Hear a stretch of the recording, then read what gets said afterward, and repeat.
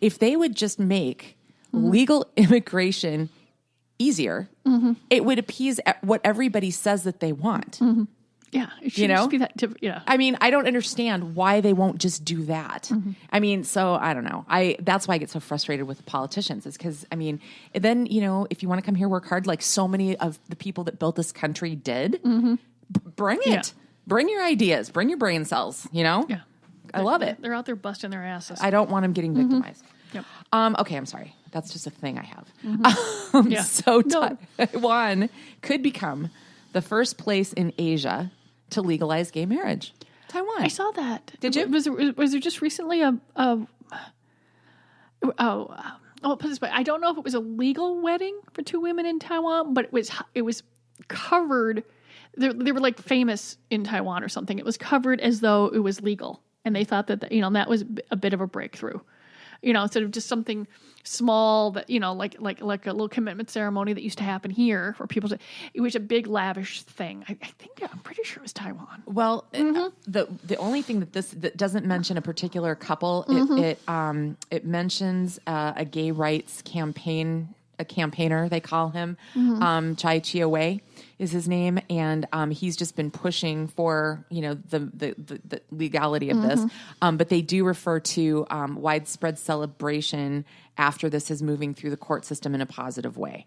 So I don't think it's a done deal yet, but I think it's very close. And Asia has some pretty regressive ideas about this stuff. So maybe they'll pay the way. Who knows? Someone's got to be first. Okay, this is weird. Okay. When I saw the title of this article, Colleen, I thought... I wasn't even sure how to Google this, because sometimes I like to, have a little clue about what's going on. And sometimes I like to go, what's... But I'm like, what the hell? Okay, and Michael and Eric are going to smack me upside the head, or they would agree. Actually, knowing Michael, he might just sit there and go, yeah, I know about that. But homosexual OCD, I thought it was the inability to, commit. Because they talk about, that in past years, it used to be kind of more of a partner transient culture. It's not. It has to do with an obsession as to whether or not a person is gay in your own head. Oh, is that person gay? Wondering. Okay. So there's, and this is common in 25% of traditionally diagnosed OCD sufferers. So they call it intrusive sexual thoughts, and it's just them turning their OCD on their own sexuality. So constantly all day long, they keep trying to measure their degree of attraction, wondering if they need to come out, and they keep cycling it. Yeah, it's an area of focus. And it really, in this article talks about, it really has nothing to do with actual homosexuality. It's just an obsession with the idea of it. And it's almost like a kind of internalized homophobia. I can sort of, maybe that's why there's so many assholes out there. I don't know. They have this particular phobia, this particular OCD trait, and instead of touching a doorknob 3 times before you go through and on the other side of the door, or checking the lock 4 times, or, having to, put the left sock on each time.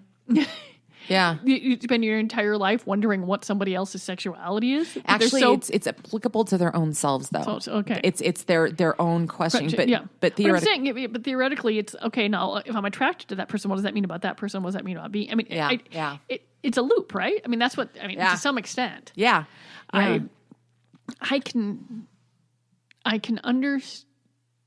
Yeah, I can see how, if you can be OCD about other things, I could see that. It doesn't seem all that particularly out of the, like it would be like, oh no, that couldn't be.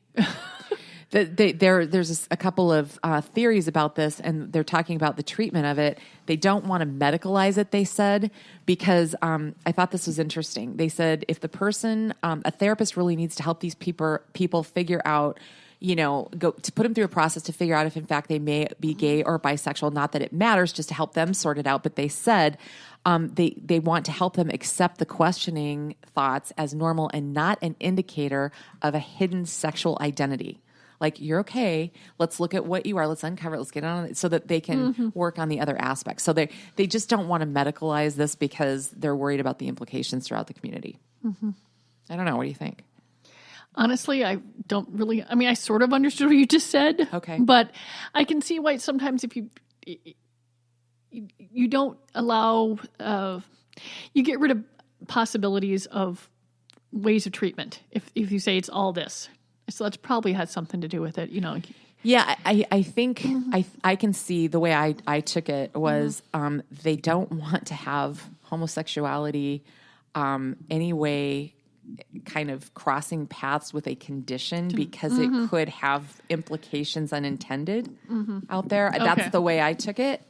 But yeah, I can see. so, Okay. Anyway, wondering about that, but they're really working on different ways. I'd love to have Dr. Markey talk about this, or Callie Matsuhashi, the therapist, to see what they think. Let's save this story for the next time. I'll book one of the ladies to come in and talk with it. So it is June. I mean, we're late with the podcast this week, which means Pride Month.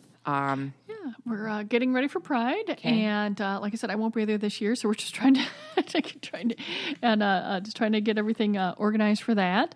Newsletter went out. A couple of new things we got in from the We Vibe company is we got the We Vibe Wish, which is sort of a off-centered sort of blue silicone egg. It's an outie vibe. It's completely submersible. It's really, really pretty.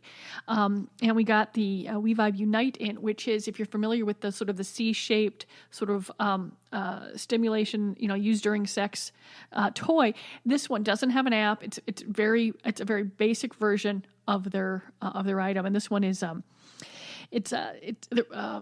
it's splash proof, but you don't want to use it underwater. Okay. Point taken. Yeah, both rechargeable, both silicone. They're available at our Burnsville and East 7th stores. We got the getting stuff in for the prize wheel, and we got in Oxballs is a company that we carry. It's pretty much silicone testicle and cock jewelry, but their symbol is an ox, and so they sent a piñata. Oh, God. Which we're going to stuff with toys. It's a little oxball, a little bull. And so if you're out at Pride and you buy an oxball product, you get a whack at the piñata and see if you can break it open. Oh, fun. And so we're just giggling over that. And if they break it, do they get to keep what falls? They get to keep what falls. Yeah, Oh, that's pretty neat. I'm sure they could share it with friends. They can decide. Like I said, first of all, we have to figure out how to stuff the piñata. So if someone knows, because it doesn't seem to be like a latch. I think we have to cut it open on the I don't know. Oh yeah, you do. Yeah. And then find a way to kind of reseal it. Yeah. Do it from the top. Mm-hmm. And we were just giggling over that. We're like, it was really cute. So like I said, that's sort of what we've got. And I found out that when I was trying to find my fun fact, and you can find this out on the newsletter if I was going through there, a link to it, that sperm counts are lower in the summer. Really? I guess the boys don't like the heat. They always say to keep out of hot tubs and stuff like that, but which is why there's a lot of babies born in this in the spring, the summer, because in the winter, in the fall, the winter, well, sperm counts are higher. I mean, especially if you live in a part of the country that gets humid, it's like, oh God, go away. No, there's no. There's that. No, I do not need plants springing from my armpits or other orifices in this weather. Okay, well, on that note, that cheery little note, we'll be back next Tuesday. Glad you're home. Congratulations on the new wheels, and check out Great Northern Sexcast on Facebook.